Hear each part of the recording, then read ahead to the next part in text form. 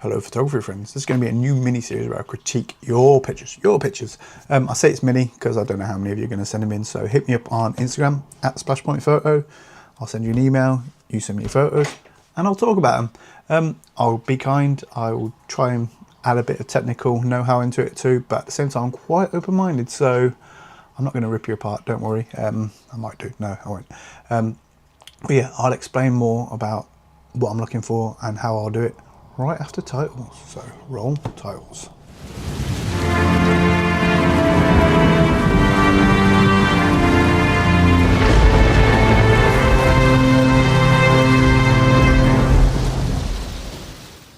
So yeah, the aim of these videos is going to be just to point out the little things that I think could be done a bit better with more experience. At the end of the day, as mentioned, if you've got an aim and you achieve that aim, then it doesn't matter what my opinion is. There are times in photography where the concept is far more important than the execution.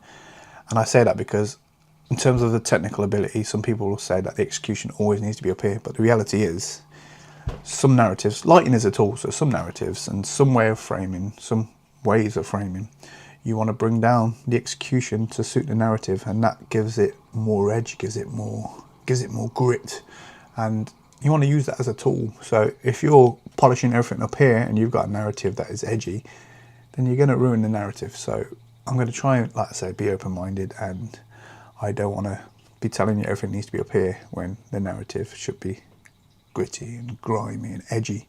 So yeah, like I say, I'm going to try and be open-minded and just have a bit of fun with it really.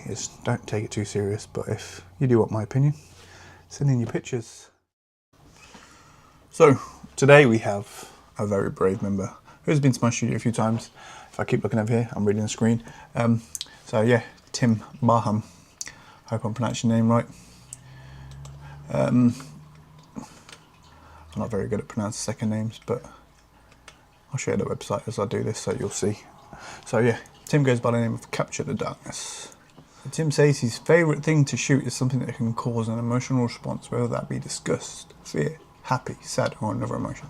And I'm all for that because that is exactly how I shoot. That's how I like to shoot. I like to provoke some kind of reaction. I like the viewer to just have a response to the image, whether it's silly fun or they think about morals and psychology, philosophy. You know, that's definitely the way to go. That's definitely what I get into photography for. That's definitely what I like in photography. He says he's not really bothered what response it is, as long as he's happy taking the image and he likes the final outcome, of course. So it should be, definitely, and it should be you who likes the final outcome. It's not anybody else's business. Ironically, he says, as doing his critique video. Something that can be controversial, as I like breaking the rules. He's also a sucker for black and white and, yeah, much more emotive type stuff. Again, I'm all for all that. BW, I don't mind a bit of black and white, but I probably use it more for fashiony kind of stuff, where it's got a lot of texture in the clothing, a lot of stitching. I always say this to everybody. I love denim, I love leather, I love how it converts into black and white, just all those contrasts. So I also asked him whether he preferred natural or strobe light, and he said it depends on the situation, as natural light is always hit and miss with me. And I agree, because you don't have any control over natural light. So I much prefer strobes, because with a strobe I can tell the light exactly what I want it to do and I can make it do it. I don't have that choice with natural light. I do find that people who tend to say they prefer natural light probably don't know how to use strobe light, because you have way more control with strobe light. But there are times, of course, where you will want natural light. He says, I find as I've either nailed it or struggling like hell. Okay, you're talking about natural light here. But yeah, the freedom and creativity of strobes can be much more, as you can direct the light and place it exactly where it is required. Yeah, like I said earlier, it's exactly the attitude I would have. So you enjoy them both, but they're both challenging in their own right, and they're both useful tools for different scenarios. I mean, if I'm shooting out on location and I can use natural light and I think it's going to give me the vibe that I need, I am not going to set up strobes for the sake of setting up strobes. So It's absolutely right. Okay, this is an interesting one because I've had this one come up with another friend of mine. Photographers who I look up to would have to be Peter Coulson. Quite recently, as his control of light I find very basic in looks but very well placed and controlled. He also wants to give a shout out to our vicar Rich. We have a local vicar who comes to the studio called Rich. He did say he'll send in some pictures, so that should be quite fun. Yeah, Rich is quite a dark shooter. He likes to play on philosophy, he likes to play on art, he likes to push the boundaries within reason. He's very interesting, very interesting. You wouldn't expect it from a vicar. I think he surprises a lot of people, which is really cool. He finds him an inspiration to work with on many levels, and he's helped him practically and with photography, but also on another level, as without him he would have given up photography altogether and hung up the towel. Yeah, okay, I hear that. I remember Rich saying something similar, saying, yeah, you know, you have many experiences in photography where you're like, is this for me? You know, you feel like you're bashing your head against a brick wall. You have a bad experience with a model who might be considered pretty cool, and then they're just a bit difficult to work with, and that can just be down to chemistry. Sometimes it's not a personal thing, and it just leaves a bad taste in your mouth, and you're like, oh, this is harder than it needs to be. It should be fun. I should be enjoying this. And yes, such is life. His love of photography is the creativeness and finding an outlet for some of the dark thoughts, and how you can find a way to of showcasing what I feel is an important message. I can't read, by the way, I am dyslexic. For example, the image of Caitlin was meant to have a bra strap marks on her back, which didn't come out, as it was to show the lengths of what women go to for beauty, and which is why the skull shape was chosen. Okay, yeah, I'm following. I remember that shoot. Again, completely agree. It's the reason I shoot. Yeah, you really need to get that bra nice and tight and get those straps digging in, and then light specifically for the bra straps. I've done a similar shoot before, so I totally understand what you're going for there, and I get your reasoning behind it. His photography gripes would be when people ask you to do them a favour with the camera for nothing and complain when you say no. Yeah, you know, I've had family ask similar things, and in the end I hired a photographer for them, because quite frankly there's no point in me shooting something that I don't want to shoot, because the pictures will be crap and I won't enjoy it, and it will be a pretty miserable experience for everybody.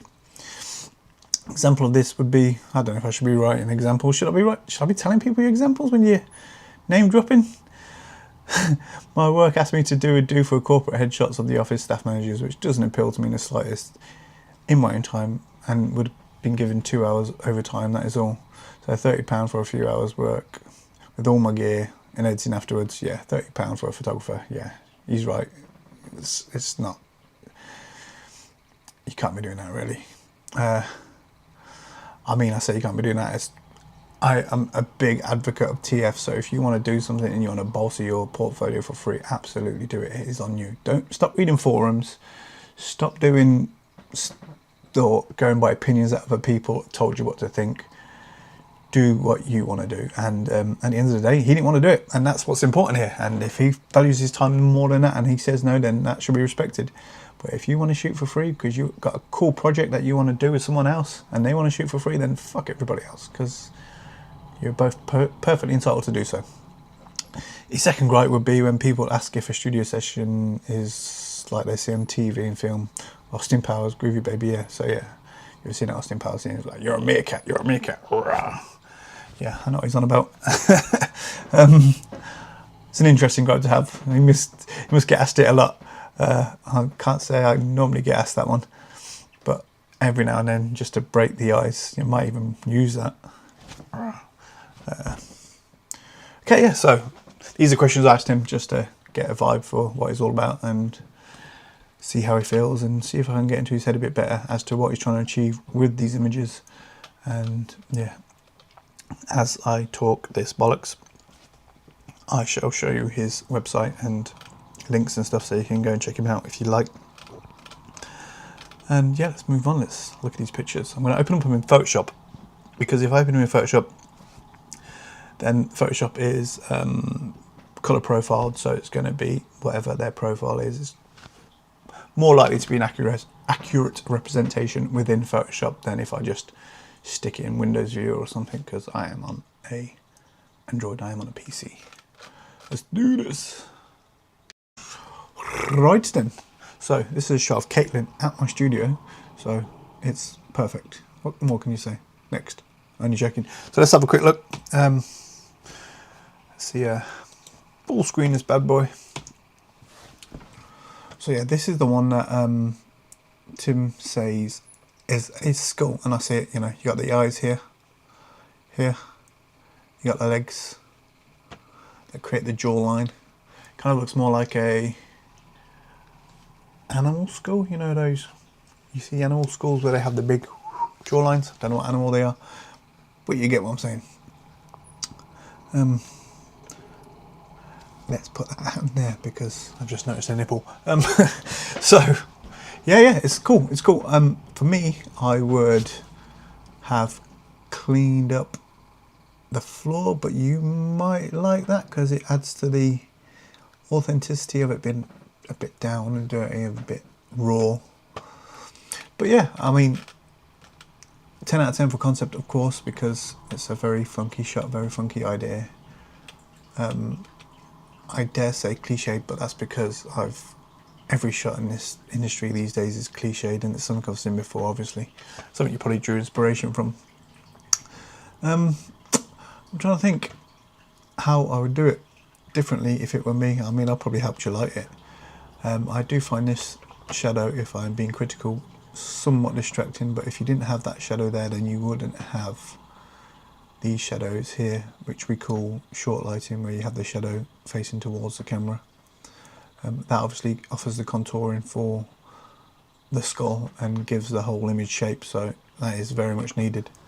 But yeah, you know, you could argue about if you're a model, you might want to just smooth out, get the liquify tool out, maybe just smooth out a few creases, keep an eye on that.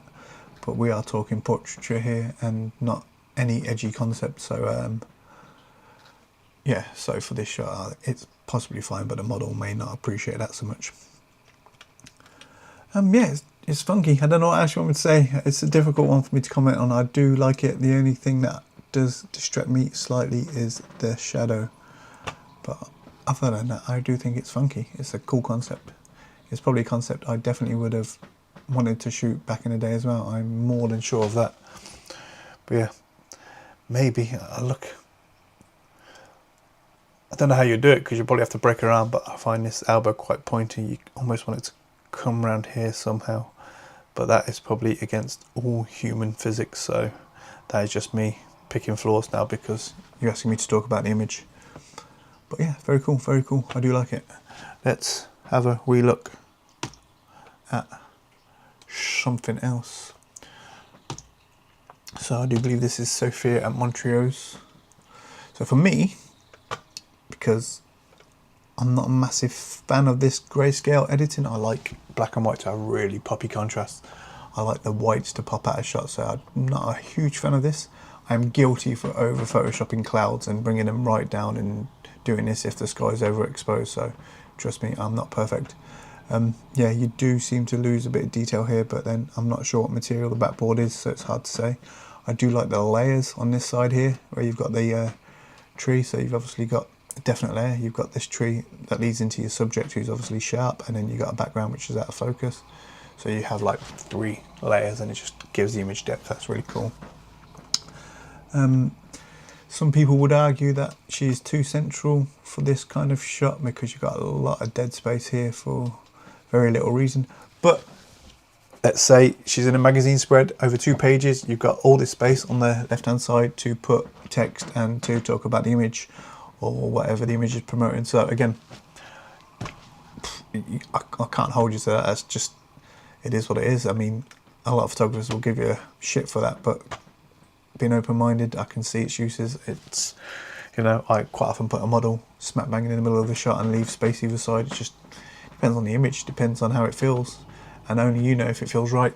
Yeah, so again, it might have been too busy on this right hand side here, so you might have purposely framed her a bit further over just to cut off that tree. If you would have put her anywhere else in the bed, it wouldn't have felt the same. You wouldn't have had the same depth from the 3 layers, so I totally get it. It's cool. Again, yeah, I suppose she's obviously doing up the thingy. She's got narrative. She's covering a midriff, so as a boudoir shot, it's very nice. It's quite flattering. Obviously, you do have a slight crease here, but again, if she's comfortable and you're comfortable, that is not an issue. That is completely down to the model. Some models would want that gun. Other models who are very comfortable in their figure wouldn't give a shit, and that is either or is perfectly fine, to be honest. But yeah, for me, it's just not my style of editing in terms of the grayscale. I do like my whites to pop. I do like my blacks to pop. I do like that whole range rather than bringing the whites down to grey. I would say, as a result of exactly that, this bit here where these leaves are quite highly white and overexposed compared to the rest of the model, can steal your attention to the right top end of the frame. If you're going to grayscale a whole image as you have, I would have brought these down to the same level as the leaves and stuff down here, and just maybe brought a few highlights up on her just to make her the focus, really, because your eye is typically drawn to two things in a shot. It's drawn to the brightest part of the image, and it's drawn to the focus part of the image. And if a human's in shot, it's typically drawn to the eye. So you are going to be bringing your eye over here at some point in the image and looking at these highlights. It's very hard not to look at a woman in lingerie in any shot, to be honest, before looking at the highlights, because, you know, that's not what that's not what you have a woman in lingerie in a shot for, is it? You naturally gravitate towards a subject that's in focus, and it's a pretty chick, so you're going to look at the woman in picture, and then your eyes are going to go and wonder. Whereas a image that maybe doesn't have such a strong subject in that respect, you probably will get drawn to the highlight of the image, and that's one thing that you could look out for. And the other shot, I believe, is of Sophia too. So this one does have harder highlights. Where's my F? And can I zoom in? I can. Maybe not that much.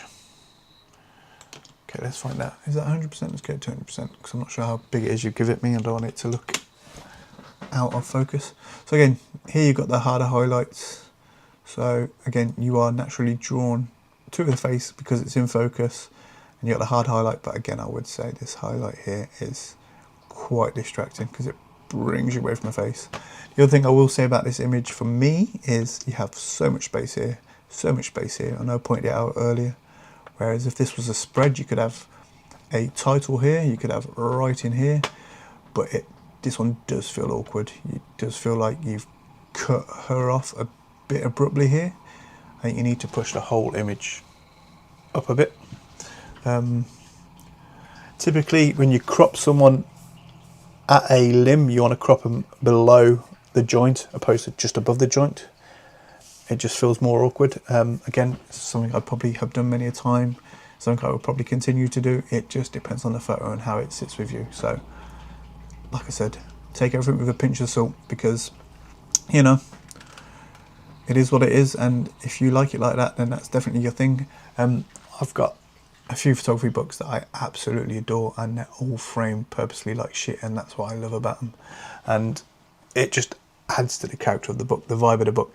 Like, the creases in the centerfolds ruin the images as you open, literally, because of how they crease in.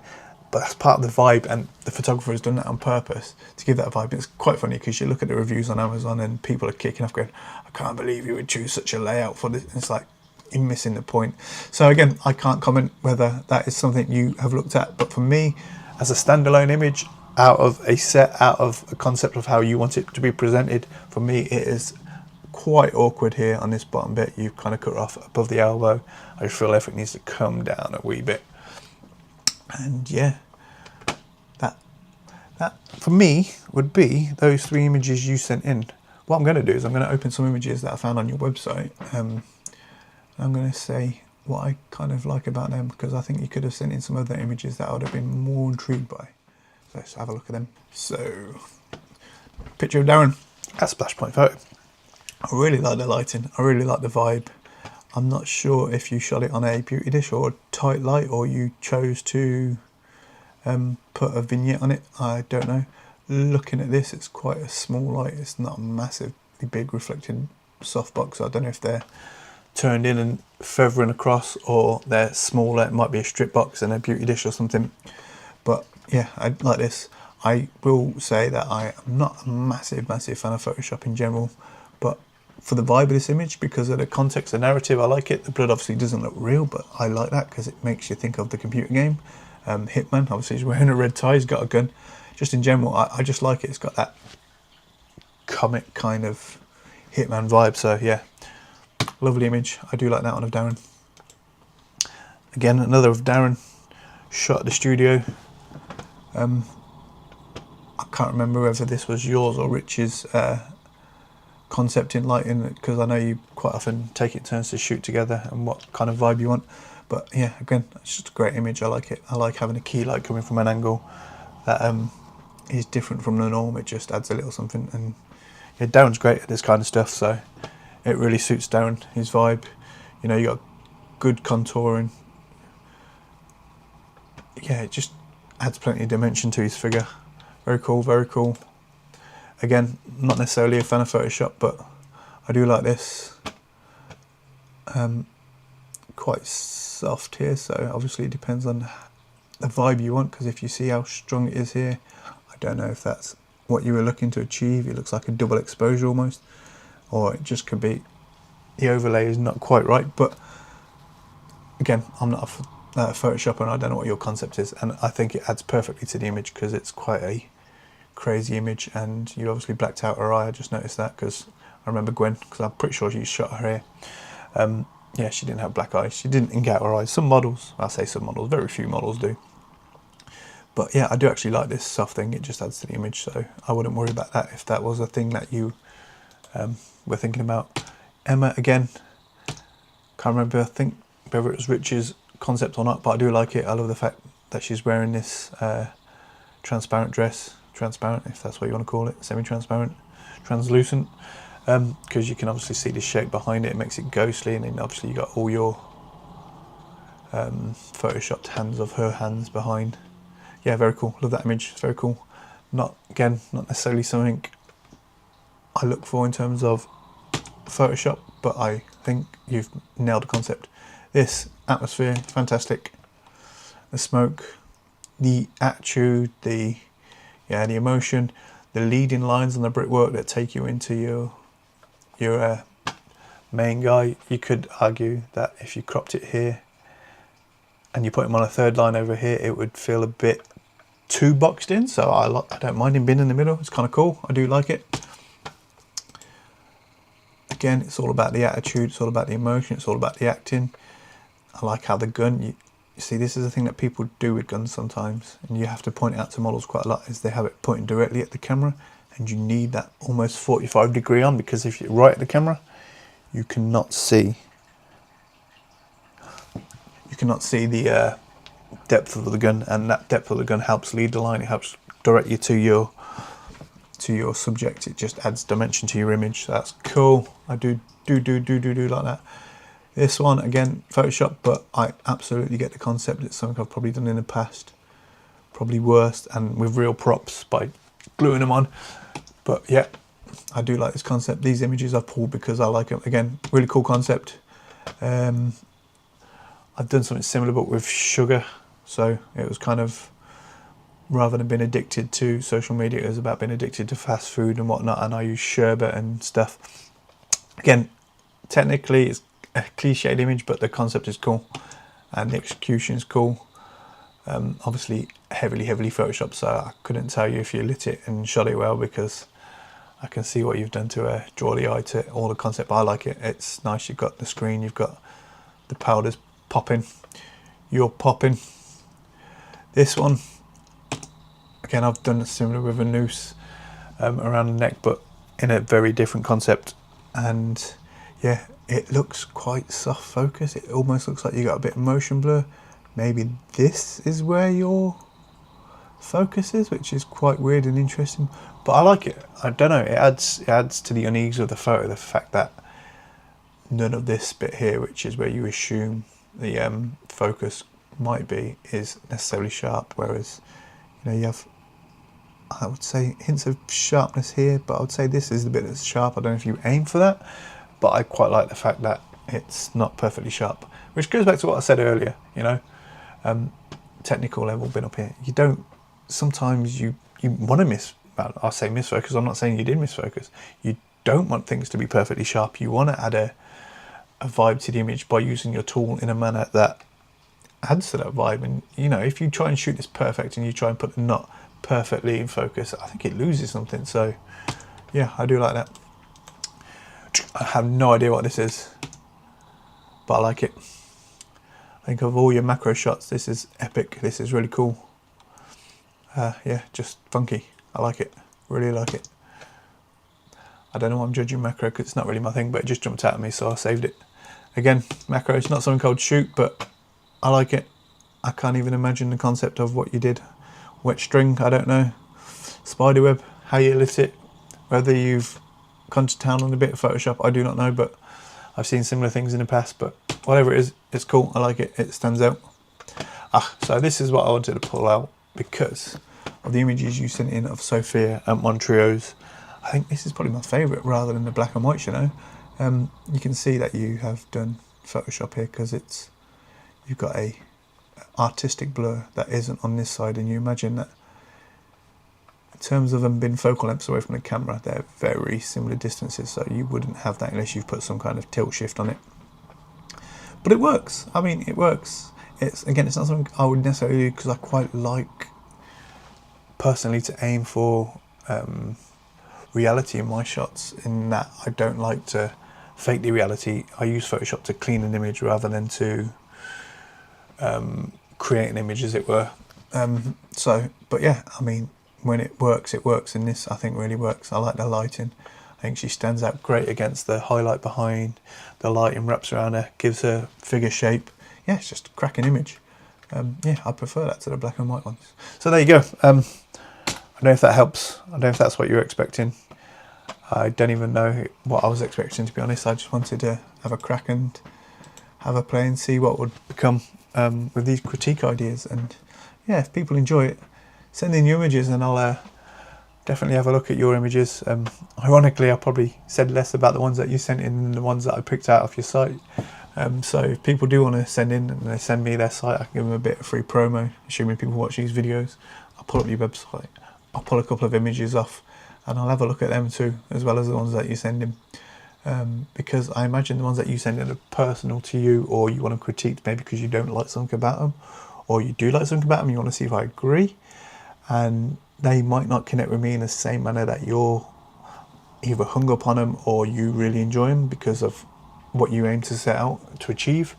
Whereas these I can look at as a picture away from a set, away from a mindset, and I can go, I like it, I like it, I like it, I like it. And sometimes with photography you need to present pictures within a set because they make so much more sense when you have the surrounding images that were taken with them. They just work so much better.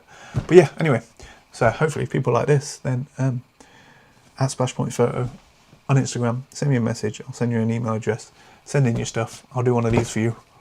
Peace.